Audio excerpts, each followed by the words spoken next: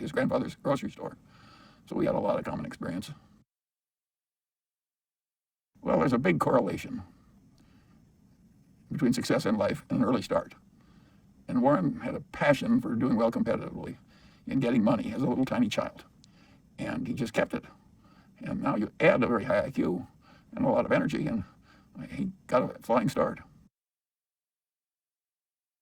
Well, he was an old Graham Newman follower, and he'd made a lot of money buying thinly traded securities that were incredibly cheap statistically.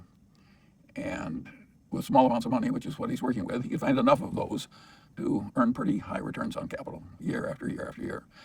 Now, occasionally, the market would give him a big security to buy instead of an obscure. And the first one I remember of that kind was American Express, when the salad oil swindle pretty well clobbered that stock for a while. Warren went around, did a lot of research, and decided that it was a minor blip. The market was wrong, and he was right. So he bought a big A-rated security and made a lot of money. But mostly he was buying more obscure securities that were incredibly cheap. Well, he always said it was less distracting to be there among all the rumors and action in Manhattan. And I would say he was making most of his money in a very solitary fashion, just by sifting a lot of data and thinking a lot. And he could do that as well in Omaha as he could in Wall Street, in fact, better. I've never known anybody in a long life who liked criticism. Zero. So I'm sure Warren didn't like criticism. He taught a course on investments at the University of Omaha. And in that course, he criticized certain common practice in the over-the-counter securities market, where a securities firm often met an old lady in church and then sold her stock in a utility with a 5% markup that was sort of hidden. And Warren thought, well, that was dirty and cheating and inelegant. And of course, when he talked that way in his university course, some of the people that were doing it hated him. And so he got private criticism. People tried to keep him out of clubs and stuff like that. If he bought it in his partnership, which he owed more of, he would have made a lot more money. And as it worked out, he made billions and billions of dollars for a bunch of people he didn't even know. But I don't think he can call it a mistake in that sense. But I don't think he regrets it. It's given him a public platform. It's enabled him to, in effect, teach what he wants to teach. No, I think if you offered him to live his life over and said you can go back and buy National Indemnity in your partnership instead of in Berkshire, I don't think he'd do it. One of the reasons Warren's successful is he's brutal in appraising his own past. He wants to identify misthinkings and avoid them in the future. And in a narrow financial sense, that was misthinking. But I would say in a big sense, it was fortunate misthinking because his life worked out better. We're social animals. We're supposed to help one another. And we can do it in various ways. And there's nothing that helps people more than helping them get rid of a wrong idea and replacing it with the right one. You know, it's like God's gift. And just we're trying to avoid sin and error, helping other people avoid it it's a useful thing to do. I think the sort of solid Middle Western, unpretentious background helped. I don't think it would have helped if the Mungers and Buffetts had been at the exact pinnacle of Omaha society and had been going to the fancy balls and owning the local newspaper or the local bank. I think then we might have worked out differently. But what I call a solid upper middle class background in Omaha, I think helped us both. Well, Warren was very close to his father. And of course he didn't like it. But Warren soldiers on. I think it just sobered him and hurt him. But both Warren and I could look at our fathers and see what they did right and what they did wrong. Warren's father was a strong ideologue, real old-fashioned right-wing ideologue, as was his grandfather. And his father was so intense about it that Warren just decided that it was a mistake. It cabbaged up your head to be that much of an ideologue. So he loved his father, but he didn't want to become that much of a true believer in anything. And so he avoided it. What happened by accident? He had that contretemps where the CEO of Berkshire Hathaway tried to cheat him out of an eighth, and he got angry and said, well, hell with you, I'll just buy more. And that was a pretty silly way to behave, as Warren has recounted in retrospect. But it's what he did, and the rest is history. It happened to make his life work better, not worse. But it was an accident that he chose Berkshire Hathaway. If the chairman hadn't tried to cheat him out of an eighth on an $11 price, there wouldn't have been any Buffett-Berkshire Hathaway history. Well, he'd made so much money for so long doing what he'd been taught by Ben Graham, which is to buy these very cheap stocks. And if they were cheap enough, he didn't care if it was a lousy company and a lousy management. He knew he was going to make money anyway just because of the cheapness. And I always knew that would be self-limiting, that would only be available for a while and then it would go away. And that it would be easier to make money by getting into the great businesses that either had a great manager or were businesses where a fool could run and still prosper. And so I don't think I did anything but maybe cause Warren to go where he was going to go anyway a little faster. I don't think I changed him. I think he would have been there anyway. There was more potential for the long pole than getting in the good companies. We both wanted them cheap, but cheap good companies was the field that we shifted to. And of course that was really important when we started to buy whole companies. We never had an argument. We just kind of roll with it easily. We never had a fight. But suppose Warren doesn't want to do something that I would have done. And suppose that happens 4 times over 40 years or something. What the hell difference does it make to me? Why should I fuss over that? And also, suppose one of us makes a mistake that the other wouldn't have made. And that happens 4 or 5 times. Why should anybody care? Net, the record is working out fine. Yeah, we believe you. You should go at life with a certain amount of equanimity and rationality. He made millions and millions of dollars value investing in lousy companies that he bought very cheaply. Besides, it's unpleasant to watch lousy companies you don't like. It's much more fun to watch somebody you like and admire succeeding than watching some jerk kind of half mismanage some company that's very cheap. It's a better life. It's the reason we don't short stocks. Even if we could make a lot of money doing it, I don't think either one of us would bother. We'd find it unpleasant. You're crazy if you're rich that you deliberately go out and do a lot of unpleasant things you don't have to. Well, that was the most useful idea that Ben Graham ever had.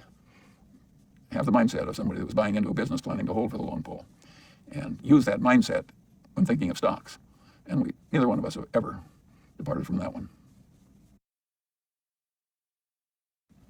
Well, remember, Warren had a long history of buying stocks below working capital per share, hugely cheap securities. And by definition, they were all pretty lousy companies. And in Seas, we bought a really good company. In its field, it was the best in its part of California, which was pretty much all of California. And it had a wonderful product, a wonderful reputation, and so on. And had a powerful trademark and a good culture. And we bought that and made so much money. It just was eye-opening how important these brands were. I don't think that Warren would have made all the money that Berkshire made in Coca-Cola if he hadn't bought Seas. He learned. The record of Berkshire Hathaway and the record of Warren Buffett is a record based on continuous learning. If he hadn't kept learning from every experience, the record would not be as good. He learned from Seas that he should buy Coca-Cola. You really can understand the power of a brand more when you buy something very cheaply and you're still getting 300% per annum on your investment in cash. That draws your attention, that the brand can be very important. Well, what really makes it work is the business school term is durable competitive advantage, which is a pretty good term. You really want an advantage that, nourished without overwhelming skill, will keep working for you for a long, long time. You want to avoid a business which is just so brutally competitive that nobody does well over the long pole. We've bought some businesses that look pretty good to us that turned out to be pretty bad. We have a few of them still around, but luckily they're small. We sell them if they present problems we just can't solve. But if they just turn out to be a little mediocre, we hold them. We're not going to play gin rummy with the people that are part of our lives. He was just like me. He didn't improve much at all for decades. We were pretty good, but not really good. And then he really started working at it and working with somebody who was a world champion. And he is really quite good now. Whereas I have stayed the same. Well, we found out what had happened because we were on the board. And that's another example of a mistake that finally worked out pretty well. We never should have bought into Solomon. It was too much trouble. It was too much danger. It was too much involvement. And Warren would have probably made more, even though the investment finally worked out well. It caused a lot of agony, and Warren would have made more money some other way better. So it was another mistake that worked out well. But the crisis, once we were on the board, the company could have gone under. It was a very serious, exciting crisis with crucial meetings. And if Nick Brady, the Secretary of the Treasury, hadn't relented on a key point, Solomon might have gone under. And he went with Warren because he trusted him, and it saved Solomon. It shows how having a good reputation is really helpful in life. The interesting thing about that is Nick Rady's family had owned stock in Berkshire when it was a textile company. And he, when he was at the Harvard Business School, determined it was a lousy business, and he had his branch of the family sell out. The other branch of the family stayed, and the guy got to like Warren when he came on the board, and he was kind of a stubborn New Englander. And he held all his shares in this lousy, failing business. And of course, he became enormously rich. Whereas Nick Brady, who made the correct decision to get out of a lousy business, watched his relative who knew less and hadn't gone to business school and so on, made this great fortune. Life is full of little ironies like that one. I don't think it bothers Nick Brady. He's a pretty mature fellow. But it was one of those crazy quirks of life. Well, if you start with a bunch of lousy businesses, which is what we started with, but we're going to wring a fair amount of cash out of those businesses. So basically, we started out with cash and ended up buying a bunch of businesses, including insurance companies, and drove Berkshire without really issuing much stock to anybody, from virtually nothing into hundreds of billions of dollars of market cap. Nobody else has a record like that. There's some great conglomerates, General Electric, United Technologies, Honeywell, but nobody has a record like it. If you're in a big bureaucracy, it can't change. It's just too hard. So you may say, well, I'd like to operate that way with no overhead and just a few people at headquarters and quick decisions that are good. But they're locked into a procedure like the Army or Navy with lots of meetings and people.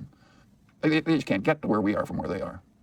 And they know that. And so they just shrug their shoulders. If some people can do way better than I do by that method, why, God bless them. I don't envy them because I can't follow them. Well, I think the modern Berkshire is pretty much all a reflection of Warren. The businesses that he started with are gone. Most of them died under him. And so he's created Berkshire with nothing but a small bit of starting money. Well, we used to have just 30 people in a cafeteria, and now we have this huge public spectacle. But I think it's helped the company. The big spectacle meetings. It's helped the teaching part of Warren's personality. I think it's been very good for us. Remember, Warren used to volunteer as a teacher at the University of Omaha. He likes a certain amount of this. He would hate doing it all the time.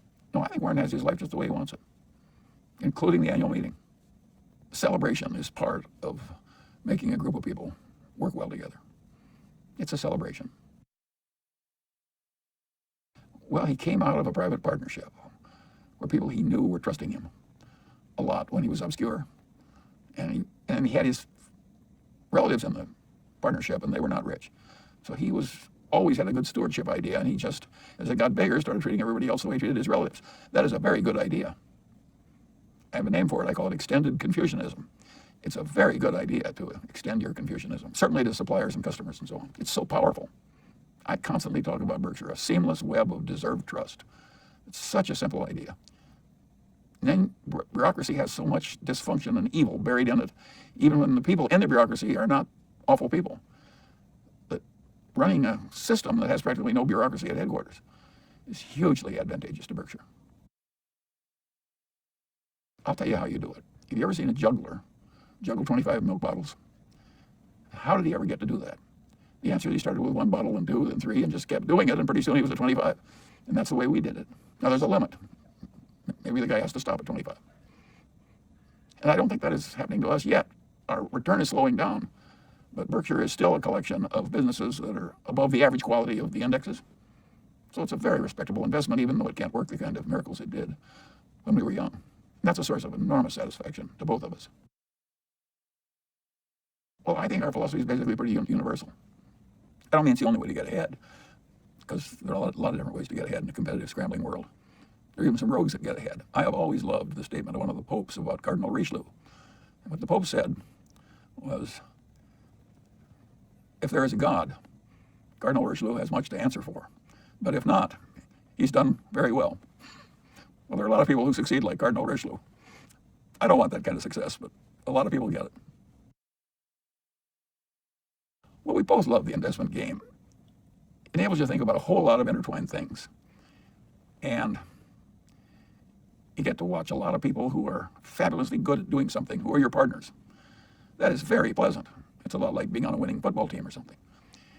And of course, the looking for new things is a lot like hunting and fishing.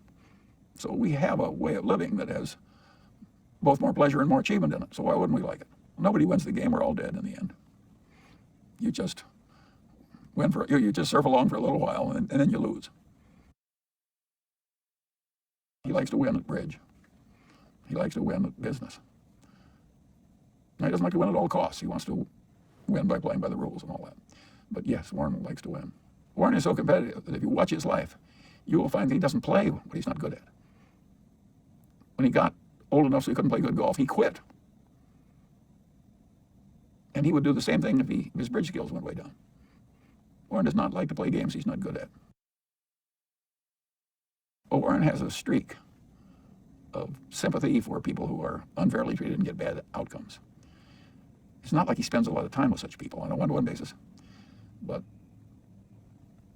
he feels a sort of obligation to vote and help in a way that will be good for a lot of people that are way less fortunate than he is. He's more so than I am. I'm more philosophical about the inequalities of the world, and I wouldn't waste a lot of time trying to fix something that the world has had for so long. But Warren likes to vote to try and fix it. He has more of it than other members of his family. I worked for his grandfather. It was not what drove his grandfather. And no, I would say that Warren has, I give Susie some credit for that. Susie was a wonderful mate for Warren in those early years and did him a world of good. Unconditional love and good company and loyal, just all the nice things. And Susie had all these sympathies. I give her credit for some of that in Warren. Well, you got to remember one key fact. We both of us know that we've done better by having ethics. Well, do you deserve credit for doing something you know is going to work better for you? I don't want to take too much credit since